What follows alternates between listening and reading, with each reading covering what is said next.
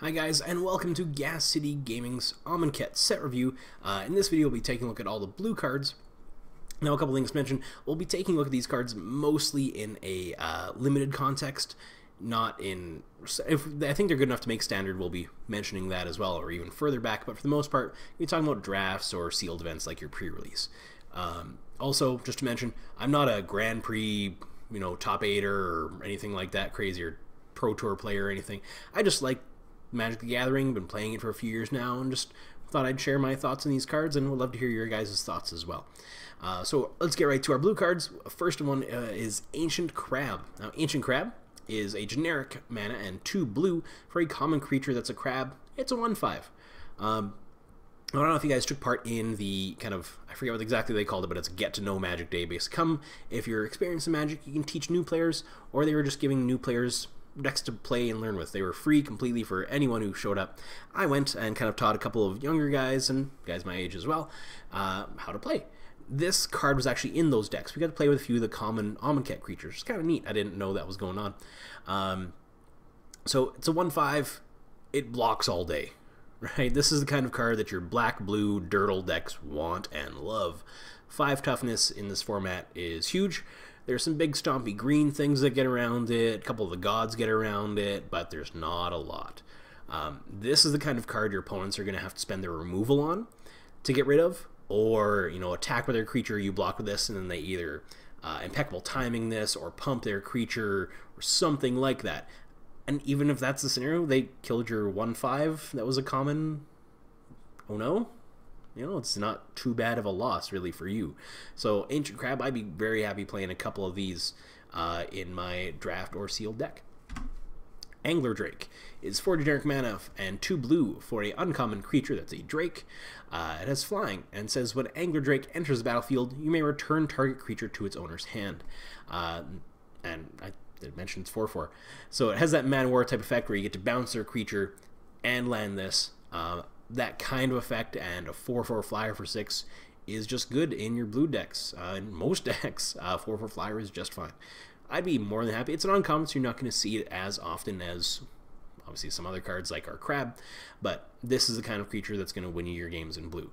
You play this, bounce there, maybe they're 1 flyer with a creature with reach, something like that. It's a 4/4, so it's not going to die to, like white has a lot of 3/3 flyers, or things that do 3 damage, or there's a 3 damage kind of Anger of the Gods type effect, or does 3 damage to all creatures in red. This lives through that, so 4 toughness in this format is a big thing as well, to live through a lot of the removal.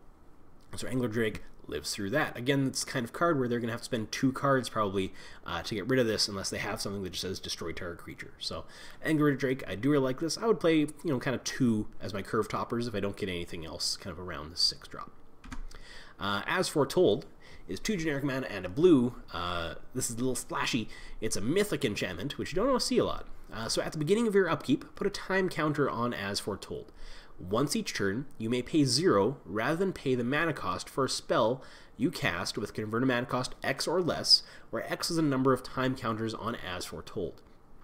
So you play this on turn 3. Doesn't do anything. After that, though, gets real good. So your 4th turn, put a counter on it. And maybe play, an Ancient Crab. Okay, so something block it for a couple turns. Turn 5, this gets 2 counters on it. Oh, you got a 2-drop. You have, say you're playing blue-white, you have impeccable timing. Now, once each turn, you may pay 0. So, on your opponent's turn, you're playing blue. If you have some counter spells, you have Essence Scatter. That costs 2 mana. You can tap out and still cast Essence Scatter on your opponent's turn for free to counter whatever creature they're playing. This has 3 counters on it. You can just cast Cancel and counter whatever the heck they're doing with As Foretold. And then on your turn, drop your creature for free. When you put the 4th counter on it, you can drop a 4-drop for free. On their turn, 5-drop. You can, This has standard potential, for sure. Because it lets you play things for free. Any cost-reducing effect has seen play. As Foretold, granted, you got to spend your turn 3 doing nothing. You got to spend your turn 3 doing nothing, which can be painful. Can come close to losing you the games in some really aggressive, like Mardu Vehicles draws. But my goodness, if this gets anywhere close to going off to its potential, you just get to do all of the things. Really love As Foretold. In your limited decks, play it, you're going to have fun. I think this format is going to be a little slower than we were used to in Kaladesh. Kaladesh was a little faster, and most of the time, for me anyway. So I think this format's going to be a little bit slower, so As Foretold can really go off. As Foretold, it's 1 blue as well. It's not even like generic blue. You can splash this in something. Play it. Just play it. You're going to have fun if you play it. Playing stuff for free is always fun. Just remember that little clause on each turn.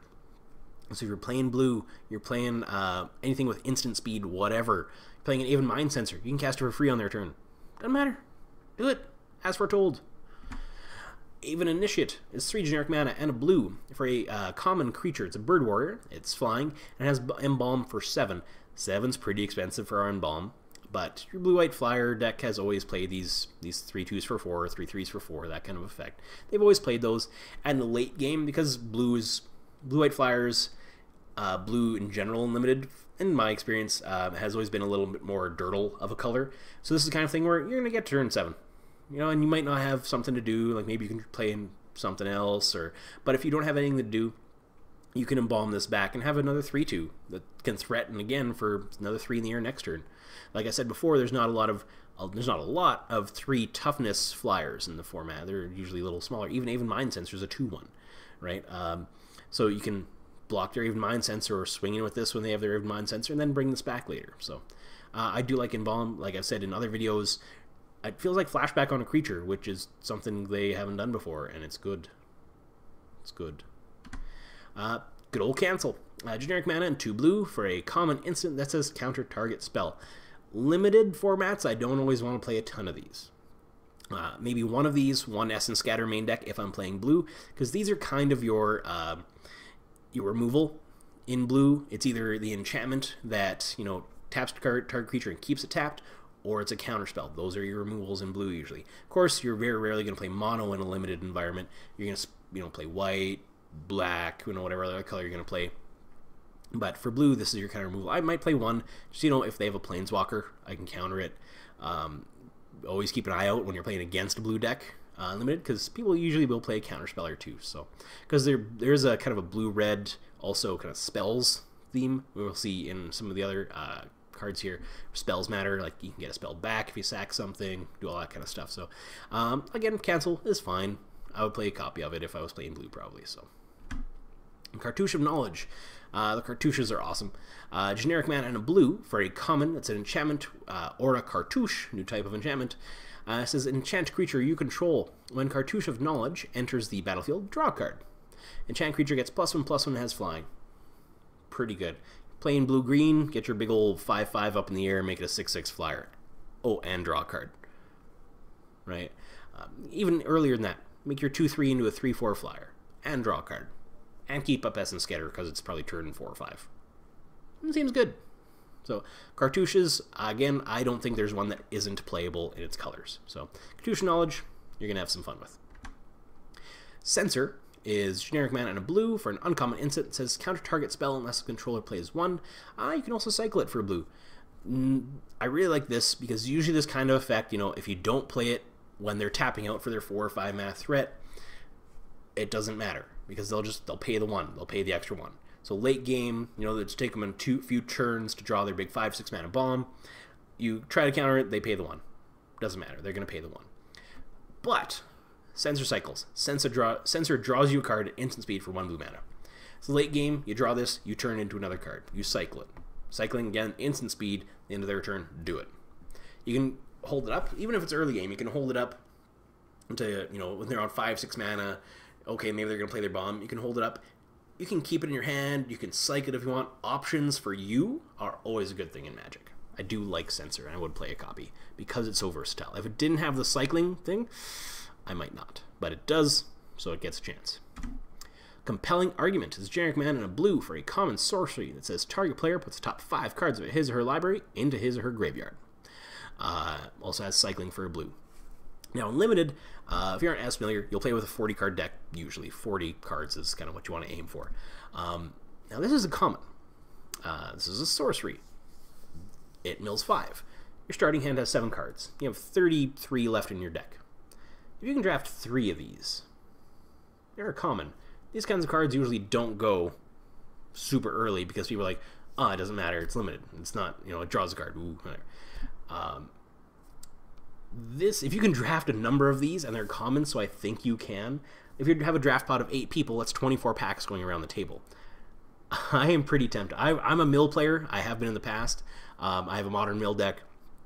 So I always want to try and be that guy to make it work. In limited, I have a number of Sphinx's tutelage draft decks under my belt. So a compelling argument, if you can draft it. And sealed, no. Sealed, you're going to get 1 or 2. So it's not enough. If you can draft a number of these, they could be fun. And again, cycles. Worst case scenario, draw a card. Nothing wrong with that.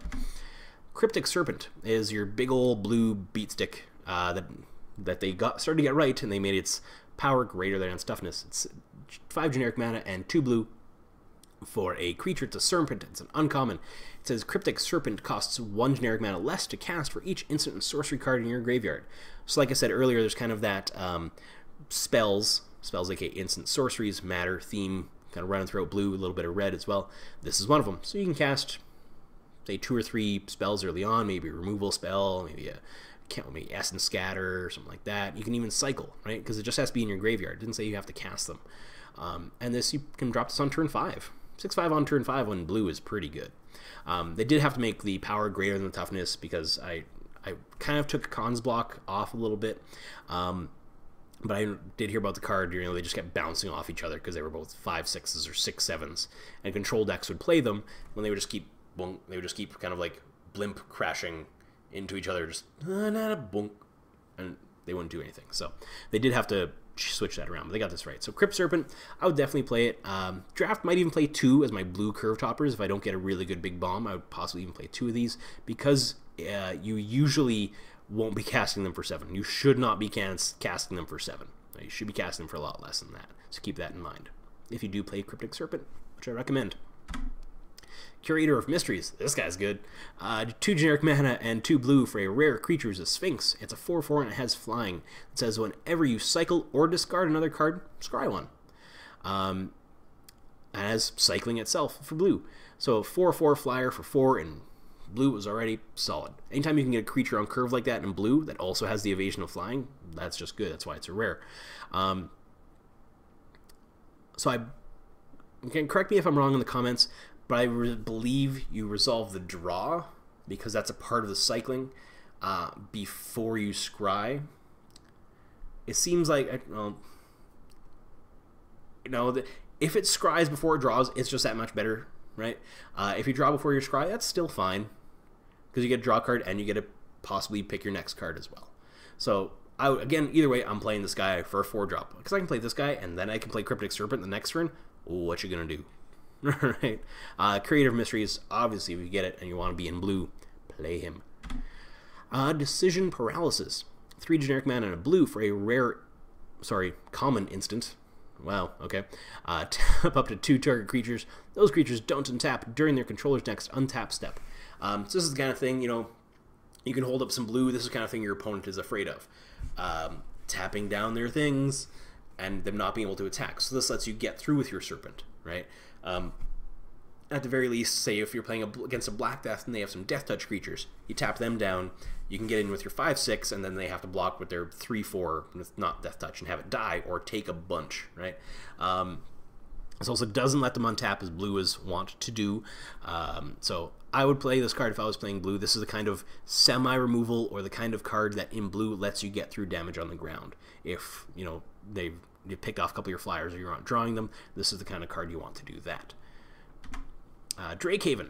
I like this card. This card is kind of cool. It's 2 generic mana and a blue for a rare enchantment. This one is rare. I can see it's gold. Whenever you cycle or discard a card, you may pay 1 generic mana. If you do, create a 2/2 blue Drake creature token with flying. So all of our cards that have had cycling for a blue on them so far. If you want to pay generic and a blue, you get to draw a card and make a 2/2 for 2 mana at instant speed. Seems good. Again, just like As Foretold, this isn't good as Foretold. Don't get me wrong, I'm not saying that. Drakehaven lets you doesn't let you do anything on turn 3. You want to drop this as early as possible to get the best value out of your cycling, right? I would play a copy of this. I wouldn't be super upset to open it in sealed if it's my rare, like at a pre-release or something. But I would rather open like the Sphinx. I want to get a little more aggro with that, because if you don't get a ton of cycling cards, this isn't going to do anything. If your deck really isn't cycling themed, that's why if I open this third pack, the cycling deck at the table is going to find it. Then they're going to do a lot of work with it. If you're drafting a cycling deck, this is the card you want to open. You open a first pack, you just, because it's splashable. It's only one generic. It's only one blue, right? It's not two blue. So if you want to draft a cycling deck, this is the card you want. This is real good if you're drafting that cycling. That's why I said sometimes cards can be good in different limited formats. Because sealed, you get what you get, and you got to make a deck out of it. You might not get a lot of cycling cards. You might get and they're going to be spread across different colors. But you get a draft deck. You get this. You can pick, the cycling cards out of blue, out of white, or whatever colors you want to pick those cycling cards out of, and make a deck with that in mind, and pick as many as you can, and hopefully they're good in addition to being able to activate Drakehaven like you can. So Drakehaven in the right format, like I said, in draft, I think it can be pretty good. I don't think it's going to see constructed until maybe Hour of Devastation comes out and the other sets rotate out, just because cycling needs to be a big enough part of the format to have enough good cards that you could do other things with in addition to cycling them. Because I just don't want to cycle every card and turn it into a 2/2 and draw a card. Eventually, you're just going to run out of stuff, have a bunch of 2/2s, they play the Anger of God card, and what you're going to do? You're done, right? So, like I said, it could take a while for it to see standard if it does, but in draft deck, I can see somebody going crazy with this in a draft. Essence Scatter, generic in a blue for a common instant, says counter target creature spell. Like I said, in blue, limited, I would play a copy of this. If they have a couple really good creatures, might sideboard into more than one, because it is just a common, so I might play 2 if I get 2 out of a sideboard for a game 2 or 3. Because if they have a couple good creatures, you want to make sure you have one of these, right? Because it just says nope. It says nope. Essence Scatter, that was going to be a decent card. It's seen standard played before, I expect it to again. Because there's a lot of good creatures in the format right now. But for sure, I can see it. Draft decks, if you're draft playing blue, get a copy or 2 of this. Sealed decks, if you want to play blue, put a copy in your main, copy in the side. For sure. I enjoy Essence Scatter. It's played it before, I'll play it again. Floodwaters, 4 generic and 2 blue mana for common sorcery. It says return up to 2 target creatures to their owner's hands, and has cycling for 2. For me, this is more than I want, because this is going to be my whole turn 6. And at that point, they're just going to replay it on their turn, one of them. If it's a big Embalm token, maybe, like I might bring this, if I'm playing against a token deck, I might bring this in from the sideboard to play it, because this just kills their tokens, right? Doesn't bounce back to their hand, just kills it, and it does cycle, right? Cycling doesn't turn a card from horrible into amazing. Don't get me wrong, this isn't horrible, but it's not great. Like I said, if I'm playing blue, I might keep this on my sideboard. If I'm playing a token deck, I would bring it in, because it permanently kills those tokens, right? If it's a deck that's doing a lot of embalming, again, I would do it, because it gets rid of those embalm zombie token creature cat things. So it would kill those, but I'm not a big fan of Floodwaters. Gale Strike is 2 generic and a blue for an uncommon instant. It says return target tapped creature singular to its owner's hand, draw a card. This is the kind of thing I want to play. As opposed to returning 2 creatures, possibly cycling, I want to run 1 and draw a card at instant speed, not sorcery. Okay?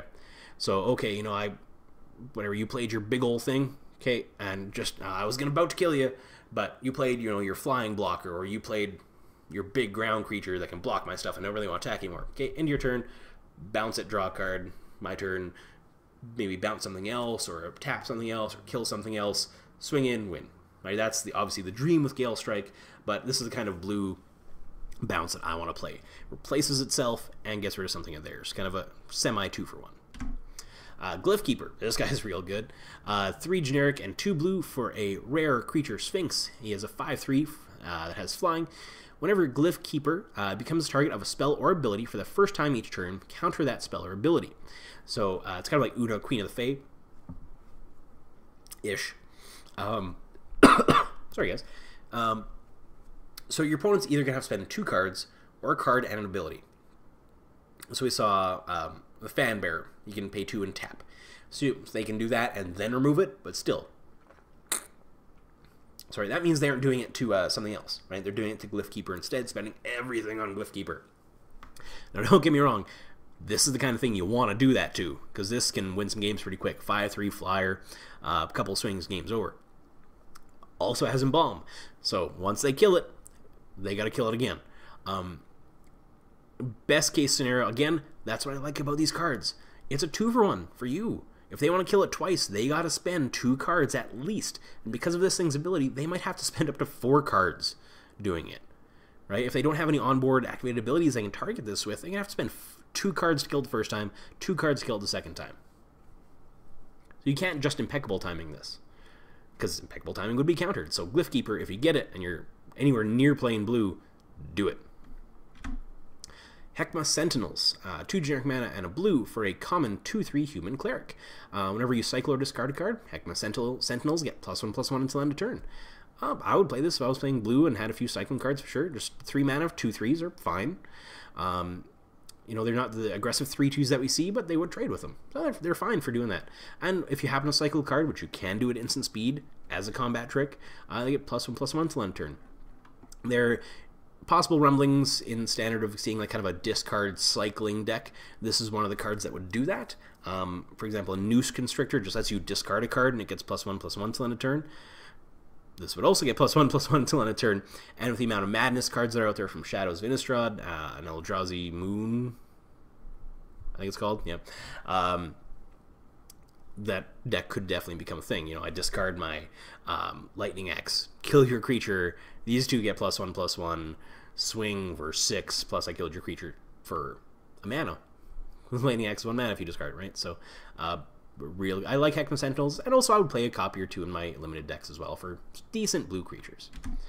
Hieroglyphic Illumination, 3 generic and a blue for a common instant, says draw 2 cards, and has a cycling for 1 to draw a card.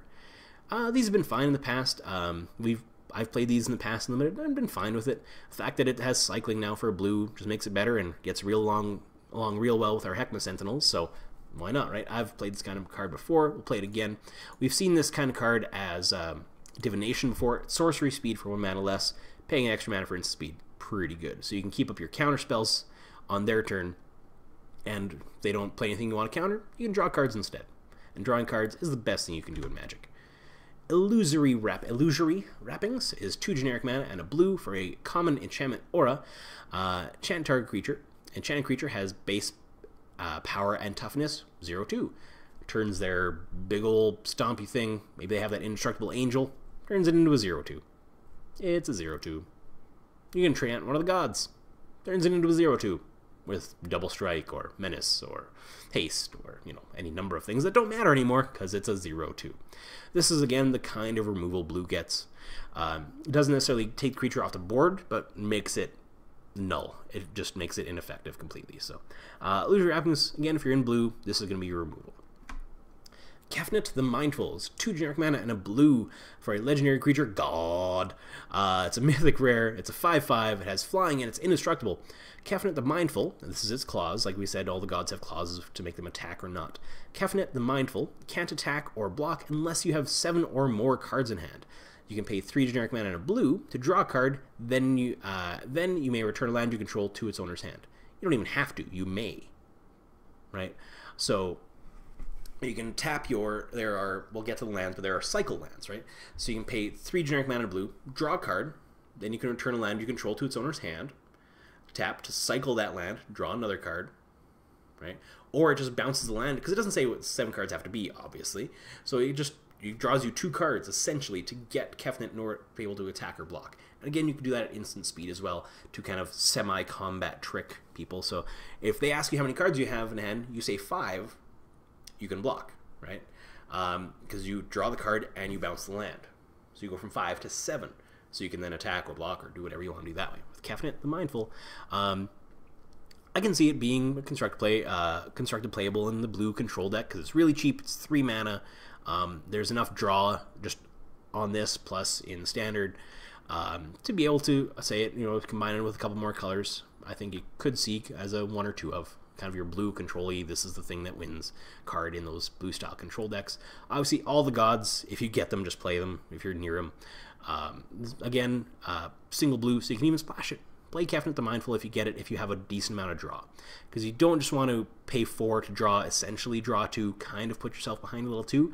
But if you have a few draw spells, like we saw, if you have a few draw spells, I would definitely not shy away from Kefnet the Mindful. Labyrinth Guardian is generic mana and a blue for a uncommon creature. He's an illusion warrior and is a 2/3. When Labyrinth Guardian becomes the target of a spell, sacrifice it. It also has Embalm for 3 generic mana and a blue. Normally, in the past, there have been illusion cards. In this case, it's an illusion warrior. Those illusion cards said, if this creature becomes the ability of a spell or ability, sacrifice it. This one just says spell. Your opponent has to spend a card to kill this. They have to. That card could be something like Cartouche that they can still target, or I guess the Cartouche target creed, but it can be an aura that they would be able to put on their cards, or a pump spell like they could Mighty Leap. +2/+2 on target creature, it can fly until end of turn. They could give that to this, and then you would have to sacrifice it, right? But they have to spend the card, is the point, right? And because, you know, most decks will have 7-ish non-creature spells, so they'll have to spend one of those to get rid of your Labyrinth Guardian. They have to. If not, it's going to be a 2/3 that'll block, and then come back again to block again. Maybe even attack, because in blue, a 2/3 for 2 is pretty good, even not in blue. So you can even turn this guy sideways a little bit. Blue aggro? Lay Claim, 5 generic mana and 2 blue for an uncommon enchantment aura. Enchant permanent, you control enchanted permanent. So example, you could Lay Claim your opponent's Labyrinth Guardian, they have to sack it. Real expensive kill spell. 7-mana kill spell, but as a blue curve topper, it's okay. Because if you play the real dirtily blue deck, I would play one of these, maybe one big creature. As cycling for 2, so it can be just cycled. If you're not near your 7 mana, you can just cycle, you don't have to worry. But, you know, they play their god, they play their planeswalker, they do whatever, you get it. It says enchanted permanent. You can take a land if you want, if you need. Hopefully you don't have to take a land, but you get my point. You can take whatever you want. Enchanted permanent. You can take their god, planeswalker, whatever their big bomb thing is, it's yours now. If you get to 7 mana. This is your Dirtle deck payoff. So hopefully you get there if you do play Lay Claim. Naga Oracle is a 3 generic mana and blue for a common creature. It's a Naga Cleric. It's a 2/4. When Naga Oracle enters the battlefield, look at the top 3 cards of your library, put any number of them into your graveyard, and the rest back on top of your library in any order. So it helps you fuel, like if you have, say, some embalmed creatures, you can just boop, boop. There we go. That's a word. Boop them into your graveyard to embalm later on if you want. That's a 2/4 for 4 on your own. Granted, we saw this card in white for 3, but it didn't have that ability on it. So essentially, you're paying the extra ability to look at the top 3, put some on top, put some in your graveyard, and continue. You can just, again, you don't have to dump any in your graveyard if they're all good, or you just don't want to put anything in your graveyard. Maybe it's later in the game, you're worried about drawing out. You can just put them back on top in a different order if you want, and that's fine too. Your 2/4 is going to block some of your aggressive decks, so I wouldn't be shy about playing a copy of this in my blue deck. New Perspectives. It's 5 generic mana and a blue for a rare enchantment. When New Perspectives enters the battlefield, draw 3 cards. As long as you have 7 or more cards in hand, you may pay 0 rather than pay cycling costs. Now, people got really excited when this was spoiled, because discarding the card is a part of the cycling cost. So people thought, oh, I can pay 0 and I don't have to discard and I can just draw all day. No, the 0 refers just to the mana cost. You still have to discard the card, but you no longer have to pay the blue or the generic 2 mana. Right? This just reduces the mana cost associated with cycling the card. You still have to discard it. Paying 6 mana to draw 3 cards. This is the kind of thing where I'm going to play this if I have a lot of good defensive cards, if I'm ahead on the board already, and I just want to ensure that I'm going to continue to do well. This is going to help refill my hand. If I have Kefnet the Mindful, this is the kind of thing I'm going to play with that. To help, draw 3 cards, spend 1, draw 3, gain 2. It's a +2 for your cards overall. You spend 1, you got 3 back, so you feel refilled your 1, +2, right? So I can see it seeing play as that. This is the kind of thing you might have to end up sideboarding out against more aggressive decks, though. So keep an eye on that. I might include it if you have a real, like if you pull a Kefnet and you pull this, they're going to play real nice together. But this is the kind of thing you might have to side out. just to curb, like put in some more removal or put in some more creatures to help against those more aggressive decks. Open into Wonder. This is X and 2 blue for a uncommon sorcery. Sorcery. X target creatures can't be blocked this turn. Until end of turn, those creatures gain. Whenever this creature deals combat damage to a player, draw a card. Oh my goodness. This is your blue win the game card. The draw card effect maybe isn't always as big. You can get through with a couple 2/2s or 3/3s, 1/1s even, to maybe fill up your hand to 5 or 6 so you can Kefnet and, you know, attack with Kefnet next turn. But to me, this is my like blue-green deck win the game card. I got a couple big guys, but it's late in the game. It's turn 7 or 8. The ground's a little gummed up. They got a bunch of little blockers. I got a bunch of big creatures. Okay, none of my big creatures can be blocked. Swing for 27. Just some ridiculously large number and win. So I would very gladly play a copy of Open into Wonder, because worst case scenario, I'm not going to kill them. I'm going to draw some cards. And that's fine. I'm happy with that. Pull from Tomorrow. Definitely lets us draw some cards. As X and 2 blue for a rare instant. Instant, very important. Draw X cards, then discard a card. So it's good. So you're going to play this whenever you see this. Drawing cards is one of the best things you can do in Magic, and this lets you do it anytime you want to. So, you know, you keep drawing lands. Okay, the board's a little stalled. Okay, your opponent passes the turn back. You're just like, you know what? I got 8 lands. I'm going to draw 6 cards and discard one. You discard the land, a land or 2 that you drew, or you discard one of the lands that you drew because you got lots at the end of their turn. You drew a couple creatures. You play your couple creatures because you got a lot of land by this point. Just play these. Play Pull from Tomorrow. Draw your cards. Have fun with your cards that you'll draw. River Serpent. One thing, this is going to see standard play. River Serpent. 5 generic mana and a blue. For a 5/5 rare creature serpent, River Serpent can't attack unless there are 5 or more cards in your graveyard. Which, with the amount of cycling we've seen, this is the kind of guy in a draft, 5 lot of cycling cards. This is going to be one of my beat sticks in that blue deck. And it itself has cycling, so if you pull more than one, they can fuel each other. So, I would draft a couple. Thing is, it's 6 mana. I'd rather have the Serpent that reduces cost based on spells. And it's a 6/5, but this guy would be fine too if you don't pull a lot of those and you want to kind of fill up the top of your curve. Sacred Excavation. 3 generic mana and a blue for a uncommon sorcery. It says return up to 2 target cards with cycling from your graveyard to your hand. Lets you draw more cards. Lets you play some of the cards. If you're like, say, if you cycled the creature earlier and you're like, okay, now I got the mana to do this. Okay, I'm going to return them to my hand. I'm going to play my creature now.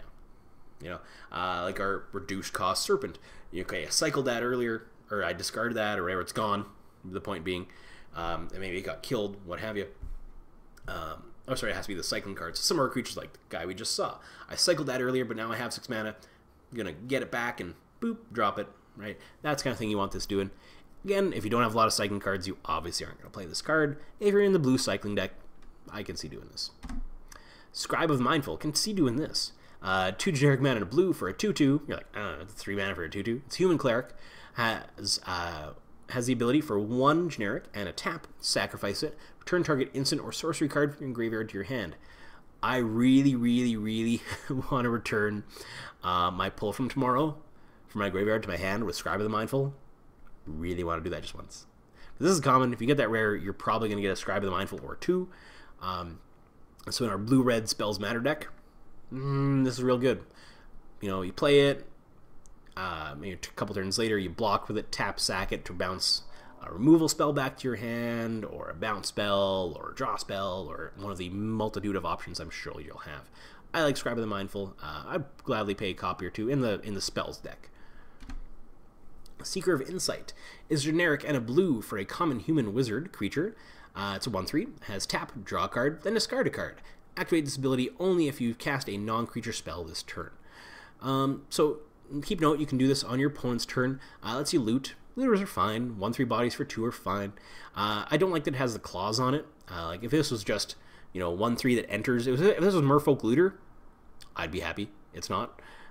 I'm not as happy, but There are cards that matter, that want cards in your graveyard, like we just saw the one that can't attack or block unless you have 5 cards. So in that case, looting is good. You can put your bomb creatures in your graveyard, and since you do that, so it has its uses, but I'm not super duper high on it. Shimmerscale Drake is a 4 generic mana and a blue for a common creature that's a Drake. It's a 3/4, it has flying and cycling for 2. I'm happy playing my Shimmerscale Drake. It's 3/4 flyer for 5. That's fine. We've seen some 3/3 flyers already. This guy blocks them all day, obviously, and cycles for 2. Worst case, and draw a card. It's fine. It's good. I'm playing I'm playing my Shimmerscale Drakes. Slitherblade is a blue mana. It's 1/2. It can't be blocked. It's okay. Sometimes this is a trap. Be careful. If you're playing like a really aggressive blue-red deck, play a couple of these, but you'll probably get better creatures. I feel like this is the kind of trap. They've made these before, and they haven't been the best. This guy can definitely plink in there for 3 or 4 damage, for sure. But when you start getting 2 3s coming back at you, or 3 3s coming back at you, this guy's going to block and die, which is, again, fine, but I've been tricked by these before, and I'm suspicious of them now. Ta Crop Skirmisher is generic mana and a blue for a 2/1 common Naga Warrior. It also has Embalm for 3 generic mana and a blue. I'm not super high on this. For a blue card to have lower toughness and higher power, granted it has the flashback, but in my blue deck, I want something to live through blocking. This never does. Never. Again, yes, it grants you a couple turns, but like we saw, True Heart Duelist is 2/2, so it can live through blocking if I want it to. True Heart Duelist can also block 2 things, 2 1/1s, or it can block 2 of these and kill them both. So I'm not as high on it if I'm really struggling for creatures. Like, I would rather play my blue deck, I would rather play the 1/3 than this. I'll put it that way. Trial of Knowledge, or Blue Trial, is 3 generic mana and a blue for an uncommon enchantment. When it enters the battlefield, draw 3 cards and discard a card. When a cartouche enters the battlefield under your control, return Trial of Knowledge to its owner's hand. I'll do that. My blue deck, yep, I'll do that behind a couple Ancient Crabs and 1/3s. I'll do that all day. Thank you very much. Vizier of Many Faces. 2 generic mana and 2 blue for a rare creature. It is a shapeshifter cleric. You may have Vizier of Many Faces enter the battlefield, there's a lot of text, as a copy of any creature on the battlefield except Vizier of Many Faces. If it was embalmed, the token has no mana cost, it's white, and it's a zombie in addition to its other types. Clone effects are good. So the nice thing is, you can drop this on turn 4 or 5 as a copy of whatever's best at the time. If it draws a removal spell, or trades by blocking, or attacking, or a trick, or whatever it does, it goes to your graveyard. It waits there for a couple turns. Your opponent plays some big ridiculous creature, you're like, guess what? Boop, I got one now too. So the fact that it is a clone early, and buys some time, does whatever it has to do, probably dies, and then comes back later better. Really like Vizier of Many Faces. If you're in blue, like solidly in blue, because it is a double blue cost, if you're solidly in blue, play this if you get it. Vizier of Tumbling Sands is 2 generic mana and a blue for an uncommon human cleric creature. It's a 1/3, has tap, untap another target permanent, and has cycling for a generic mana and a blue. So if you are playing some exert cards, that's when this guy gets good, because it untaps, untaps your exert cards, so you can exert a creature, and you're like, okay, at the end of your turn, I'm going to tap it and untap the exert creature. So you can exert every turn if you have this and exert creature out.